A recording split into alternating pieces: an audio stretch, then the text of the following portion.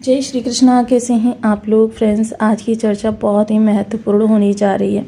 आज हम चर्चा करने जा रहे हैं राहु देव महाराज की। जैसे कि आप टाइटल में देख ही रहे हैं, राहु का प्रचंड बदलाव, कर्क राशि 25 मई, 7 सबसे शुभ भविष्यवाणी, अचानक देते हैं छप्पर फाड़कर। तो ये स्थितियाँ किस तरीके से बनने जा रही हैं, इन सभी विषयों को इस वीडियो में इंक्लूड करेंगे। भविष्यवाणियाँ देखिए शुभ है और जीवन में बड़े बदलाव को इंगित कर रही हैं।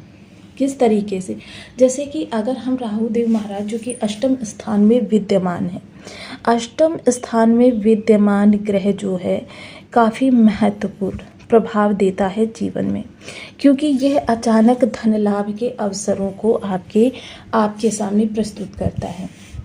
अब यहाँ पर सबसे पहले राहु यहाँ पर बैठे हुए हैं, तो राहु का राशिपति कहाँ बैठा हुआ है? मीन राशि में।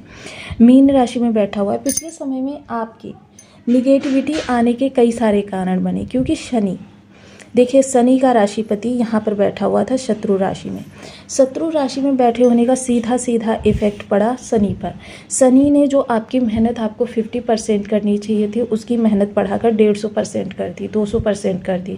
यह ग्रह की एक्चुअल स्थिति ऊर्जा बल के आधार पर आपके सामने चीज़ें उपस्थित हुई, जिनकी वजह से आप काफ़ी ज़्यादा परेशान रहे। मानसिक लोड बहुत ज़्यादा रहा, काम का प्रेशर बहुत ज़्यादा रहा, जिसकी वजह से आप स्ट्रेस में यानी कि मानसिक दबाव में आ गए। अब मानसिक दबाव में आना मतलब राहु निगेटिव। अब राहु जब निगेटिव हुए, क्योंकि राहु पर कई प्रकार से शनि का इफेक्ट पड़ रहा था। एक तो राहु के राशिपति हैं शनिदेव महाराज, दूसरे राहु शतभिषा नक्षत्र में गोचर कर रहे थे। शतभिषा नक्षत्र स्वामी जो हैं स्वयं राहुदेव महाराज हैं, लेकिन शतभिषा नक्षत्र 4 नवमांश से मिलकर बना है। प्रथम नवमांश धनु, दूसरा नवमांश मकर, तीसरा नवमांश कुंभ और चतुर्थ नवमांश मीन। अब राहु क्योंकि वक्र अवस्था को चलते हुए ही राहुदेव महाराज ने मीन से प्रवेश किया। अब मीन का भोग करके फिर कुंभ का भोग किया और कुंभ का भोग करके अब मकर का भोग कर रहे थे। अब जब मकर का भोग कर रहे थे तो शनि का यहाँ पर दूसरी बार इफेक्ट आ गया। एक तो राशिपति के अनुसार आ गया, दूसरा जो इफेक्ट आया वह आया नवमांश के माध्यम से। अब शनि देव महाराज जब यहाँ पर इफेक्ट डालेंगे तो राहु ने भी आपकी कर्मठता को बढ़ा दिया। राहु ने भी आपके विचारों को उद्वेलित किया, आपको सही दिशा नहीं प्राप्त होने दी, क्योंकि मस्तिष्क से ही आपकी दिशा नियंत्रित होती है, मस्तिष्क से ही आपकी शक्ति नियंत्रित होती है, मस्तिष्क ही आपकी क्षमता को डिसाइड करता है। मस्तिष्क ही वो चीज़ होती है जो सही स्थान पर अगर सही तरीके से कार्य कर जाए तो फिर व्यक्ति के लिए अप्राप्य कुछ भी नहीं होता है। आप यहाँ पर देखिए, एक तो राहु जो है 25 तारीख को अपने नवमांश का परिवर्तन करने जा रहे हैं। नवमांश का परिवर्तन करके धनु नवमांश से गोचर करेंगे, जो कि गुरुदेव महाराज का है। अब गुरुदेव महाराज भी यहाँ पर अपनी राशि को परिवर्तित कर रहे हैं।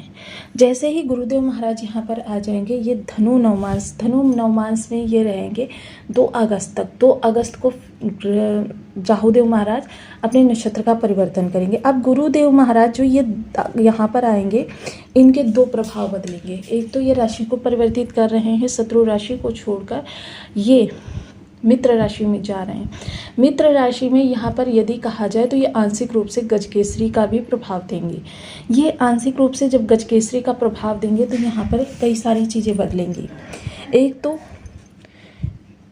गुरु यहाँ पर राशि उच्च राशि में होंगे, दूसरे सर्वश्रेष्ठ नक्षत्र पुष्य में, क्योंकि ये सेम समय पर नक्षत्र परिवर्तन भी करेंगे। पुष्य नक्षत्र ज्योतिष शास्त्र में सर्वोत्तम नक्षत्र माना जाता है, जिसमें निगेटिविटी 1% होती है, 99% पॉजिटिविटी होती है, क्योंकि कोई भी ग्रह हो नकारात्मकता और सकारात्मकता से दोनों से मिलकर बना हुआ है। कोई भी नक्षत्र हो सेम स्थिति है।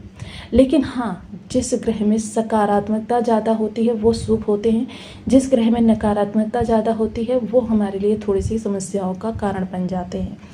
अब इनका इफेक्ट शनि पर राशिपति के अनुसार पड़ेगा, नक्षत्रपति के अनुसार पड़ेगा और तृतीय दृष्टि माध्यम से पड़ेगा।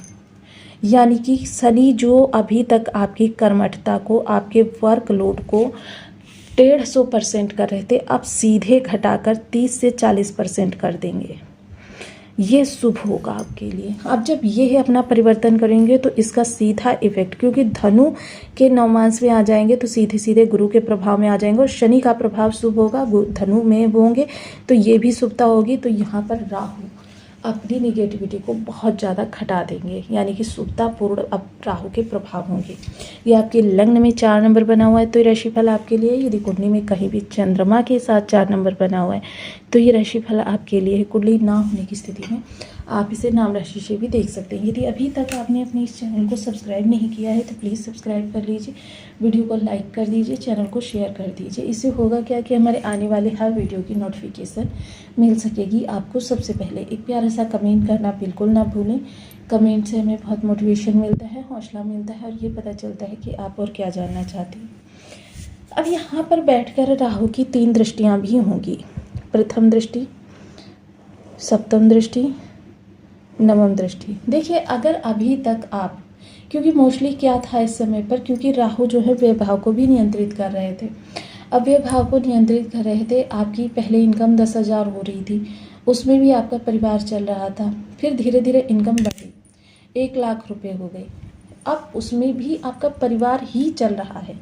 इनकम बढ़ जाए, 5 लाख हो जाए, उसमें भी परिवार ही चल रहा है। मतलब फ्यूचर की कोई प्लानिंग नहीं, फ्यूचर के लिए कुछ निवेश नहीं। तो यह इस समय पर राहु बहुत अच्छा योग करते हुए दिखाई देंगे। सबसे बड़ी बात, आजीविका आपकी कोई भी हो, अगर आजीविका संबंधी आपकी निर्णायक स्थिति आप नहीं ला पा रहे हैं तो ये राहु अब आपके लिए बहुत ही महत्वपूर्ण योग बनाएंगे। जीवन का सबसे सुमधुर समय, या कह सकते हैं वर्ष का सर्वश्रेष्ठ समय आपका 25 दिसंबर से आने जा रहा है। क्योंकि कलयुग के सम्राट राहु सबसे पहले अकूत धन के योग बनाएंगे, क्योंकि आपके सामने कुछ ऐसी सिचुएशंस बदलेंगी जिसकी वजह से राहु क्या है आपके लिए निवेश को उत्पन्न करेंगे। निवेश के आधार पर आपकी इनकम को, अचानक धन लाभ के अवसर आपके सामने समय समय पर उपस्थित करेंगे। और साथ ही इसके देखिए परिवार की खुशियों में वृद्धि करेंगे। और यहाँ पर एक चीज़ और देखिए, गुरु विस्तार कारक ग्रह है, राहु विस्तार कारक ग्रह है। हाँ, राहु किसी फाउंडेशन को नहीं मानते हैं, राहु धर्म नीति का प्रयोग नहीं करते हैं। राहु किसी ग्रह के विस्तार में अगर आ जाए, किसी भाव के विस्तार में आ जाए, हजारों गुना एकदम से बढ़ा देते हैं। लेकिन गुरु क्या होता है, नीति नियम के आधार पर कार्यों को करते हैं।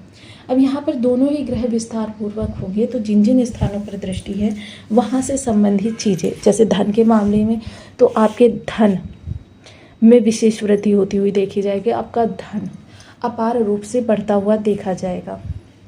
आपके सामने धन के कुछ ऐसे योग बनते चले जाएंगे जिसकी वजह से जीवन एक बार फिर रफ्तार से दौड़ता हुआ देखा जाएगा। तो आपको वीडियो कैसी लगी मुझे कमेंट बॉक्स में ज़रूर बताएं। चैनल पर न्यू है तो प्लीज़ वीडियो को लाइक शेयर, चैनल को सब्सक्राइब करना बिल्कुल ना भूलें। मिलती हूँ नेक्स्ट वीडियो में, तब तक के लिए नमस्कार। अपना ध्यान रखिए, स्वस्थ रहें, मस्त रहें।